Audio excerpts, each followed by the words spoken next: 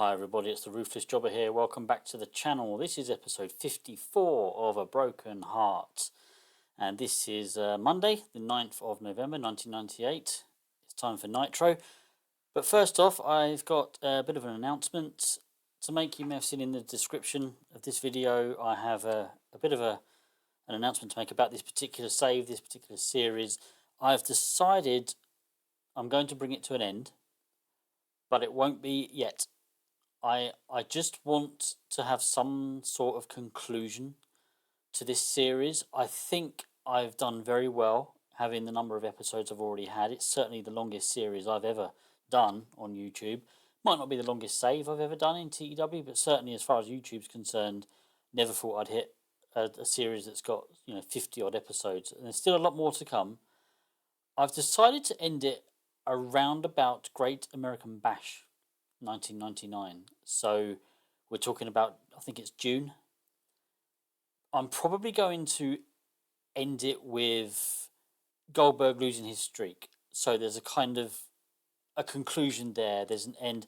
I know this series is kind of named after Bret Hart, but we've done that now. He's won the belt. And I just think I want to bring this to a satisfactory close because I just want to do some other things with TEW. And, this particular series, it started off on TEW 2020 and I've transferred it over and there was a few things I weren't happy with. And so I just think there's a few other things I want to do with the channel and with TEW 9. I'd like to do a save that's a little bit closer to my heart from an era in wrestling that's a little bit closer to when I watched wrestling, regularly. And, yeah, just do something a little bit different. So, yeah, that's kind of it really. But I mean, we're a long way off that yet. Let's keep going. Let's enjoy it. And who knows? By the time I get there, I might have changed my mind again because I do tend to do that sort of thing. But let's not worry about that now. That's the announcement out the way. We are leading up to Mayhem, and we start off with a few pre-show matches in this episode of Nitro. The Dudley Boys, our tag team champions, take on Wyatt and Dandy, but this is a non-title match. I didn't choose the winners, but I assumed the AI would choose the Dudley Boys, and they did.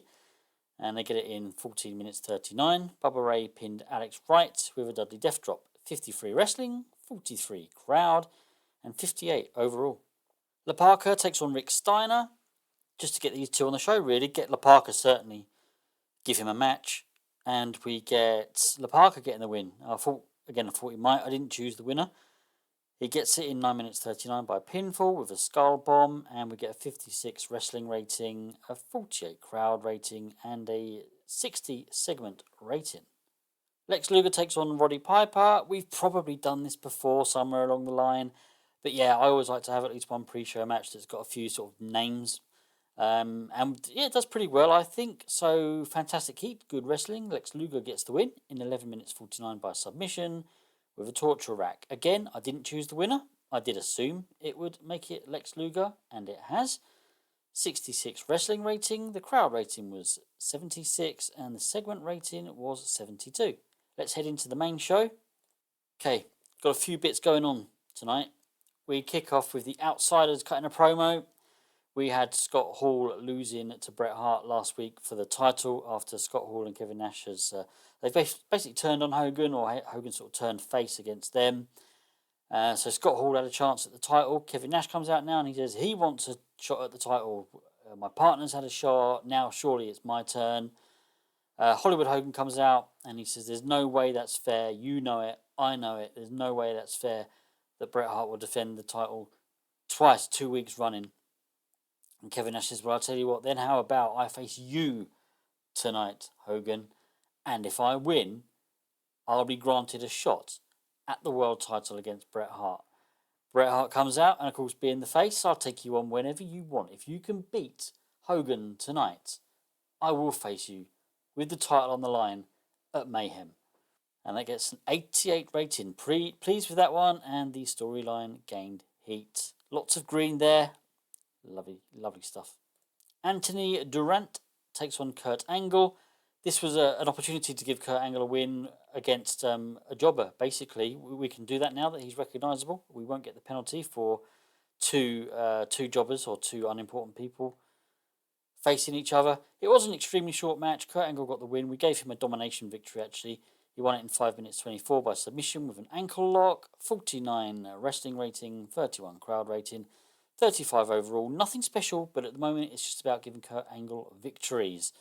And then post-match, Kurt Angle decides to beat down his opponent Durante. Or is it Durante? Durant? Whatever.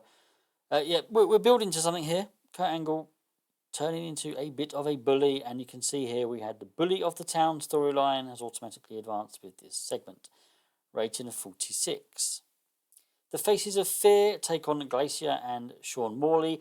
I think this is the Faces of Fear's first match since losing the belts. I could be wrong, but they get a match here. They get the win as well in 8 minutes 8 seconds when Meng forced Sean Morley to submit with a Tongan death grip. 54 wrestling, 40 crowd, 62 overall. Just a token tag team match. Gorilla Monsoon is backstage in his usual sort of studio area, and he announces that at Mayhem there will be a gauntlet match, and the winner will get a title shot at the next pay-per-view in December, Starrcade. The first competitors to be announced for this gauntlet match are Big Van Vader, Diamond Dallas Page, and Rob Van Dam. So yeah, this is just to give us an opportunity to announce this match. I wanted to do something, it's kind of like our Royal Rumble, but it's not as big as a Royal Rumble. There'll only be 10 guys in it. And yeah, the winner's going to get a title shot. Rating of 66 for this angle. We've got Randy Savage come out and he announces a tag team match tonight. He says, I want to up the game of this company. I want to up the game of this show. We've already got a fantastic potential main event. Well, how about some tag team action? How about we put Bam Bam Bigelow, team him up with Chris Jericho, and they will face Booker T and the Giant. Yeah, just wanted a really big tag team match. You never know, we get good chemistry, but also all these guys are sort of feuding with each other. 86 for this segment. Yeah, get Randy Savage on the card, and why not have him announce a match? Both storylines here gained heat, which is exactly what I wanted. This angle served its purpose. Goldberg takes on Psychosis. A token Goldberg match, really. Keep him on the card, keep him relevant, keep him winning, keep that streak going. Wrestling rating 72, crowd rating 73, and segment rating 61. I probably don't need to tell you that he got the win. He got it in 7 minutes 58 by pinfall with a jackhammer. We then got a taped angle. This was an outside broadcast. It's totally perfect. I've called it a sports video. And this is a bit like the old Mr. Perfect vignettes from WWF, where Kurt Hennig is just sort of showing how good he is at other sports. You know, he's getting strikes in bowling and he's, you know, putting some balls on the green on the golf course and, you know, maybe playing some pool and, you know, yeah, that's kind of like the idea. Just a bit of a promo video.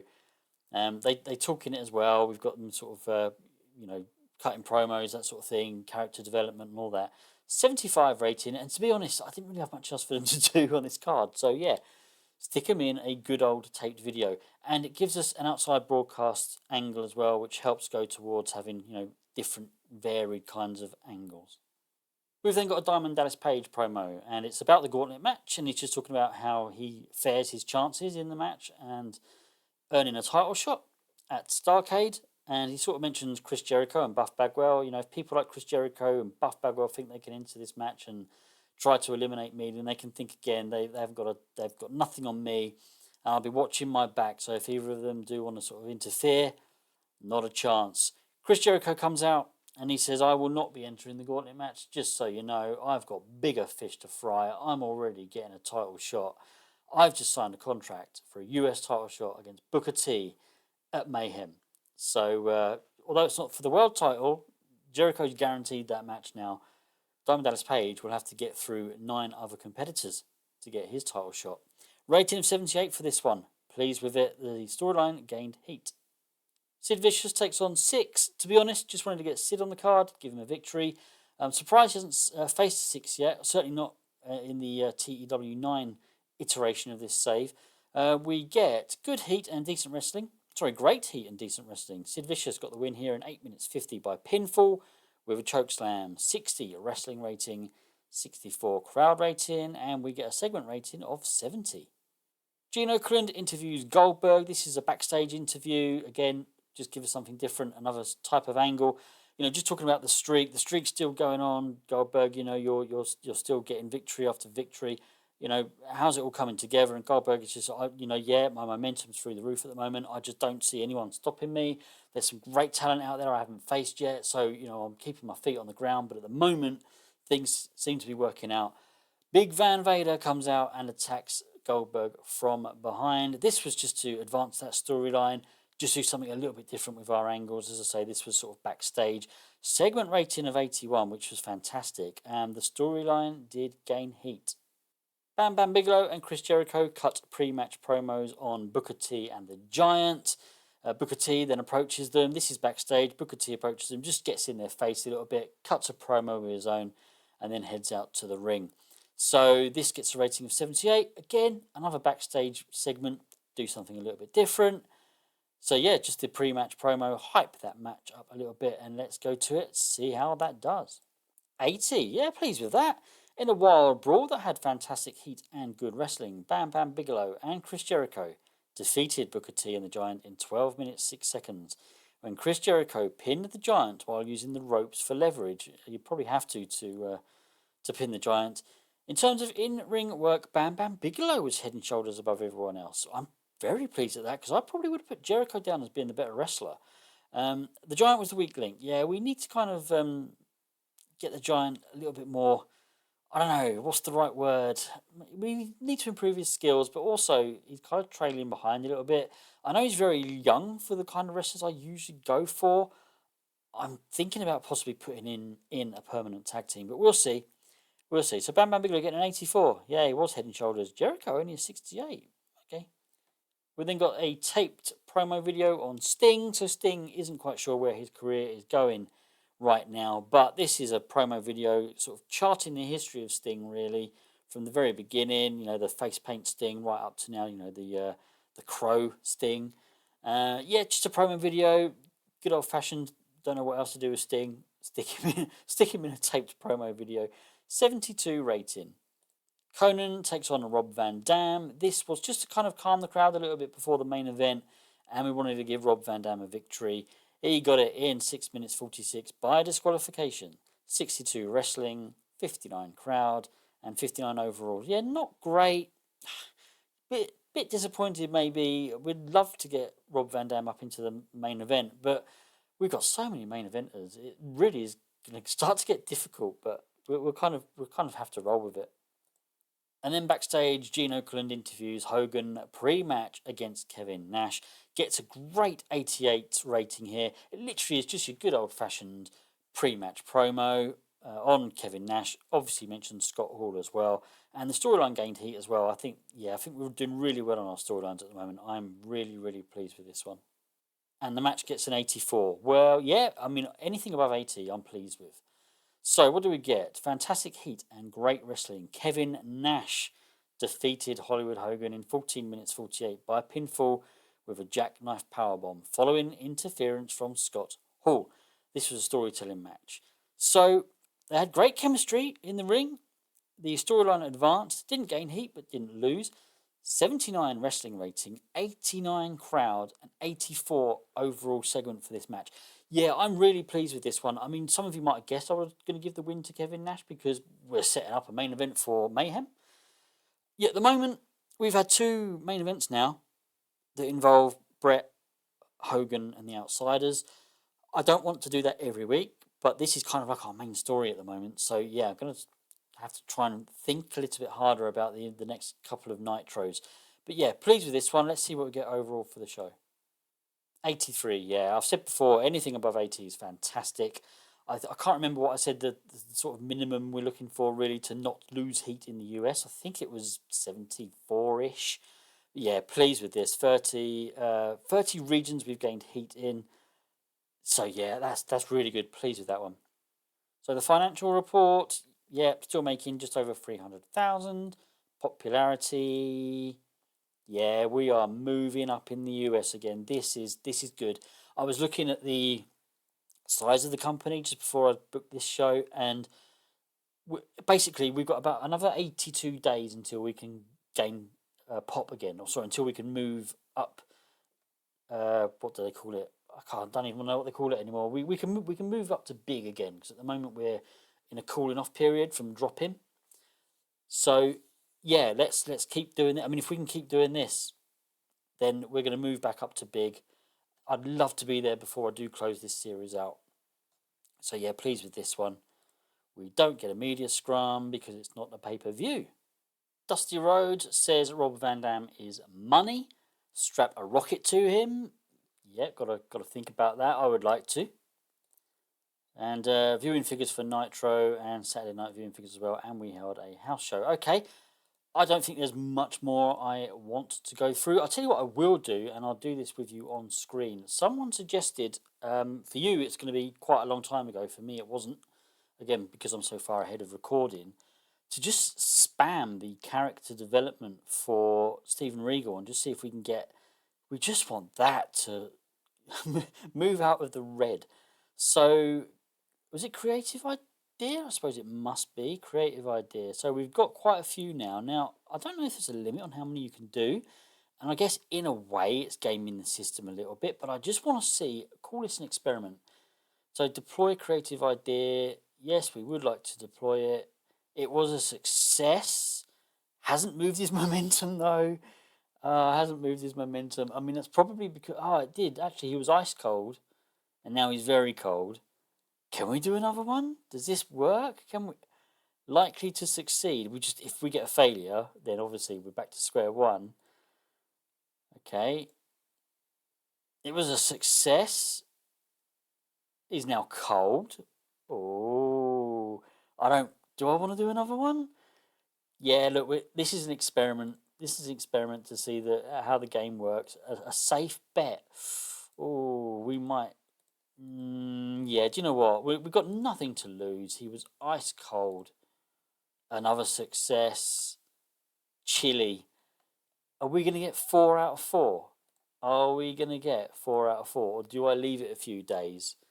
See if we can get another couple of near certainties. I'm going to do that. I'm going to leave it a few days.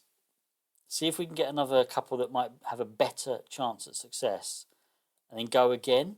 Because that obviously works. Okay, I don't think there's anything more I want to go through. Just a very, very quick look at this. I wasn't going to do this, but let's have a look. Is there more? Do we have new major stars? I don't even know now. We've got so many. We don't have many in the star department, but they're all major stars. Rob Van Dam, still well known. Kurt Angle, is he still... Yeah, recognisable. That's fine for the moment. We obviously want to be moving him up. I know just giving him a win against someone higher than him will put him way up again. I'm not ready to do that yet. I'm quite happy just to have him beat a couple of jobbers now, and then maybe give him something to build to for a pay-per-view event. He is involved in a storyline now with someone else. I won't say who just yet, but he is a bully, and there's someone out there who's going to kind of stick up for other people and try to run that bully out of town. So I'm going to end it there. I hope you've enjoyed it. Please give a like and subscribe. Thank you to everybody who watches my videos. The viewership's been a bit of a lull just recently, whether that's time of year or maybe people are just getting... I don't know, is TEW9 still... Are people just not into TEW anymore, watching the videos? I don't know, maybe. There's a few other things I'd like to do with my channel, but we'll see. I hope you've enjoyed it. Take care of yourselves, everybody. See you again soon. Goodbye.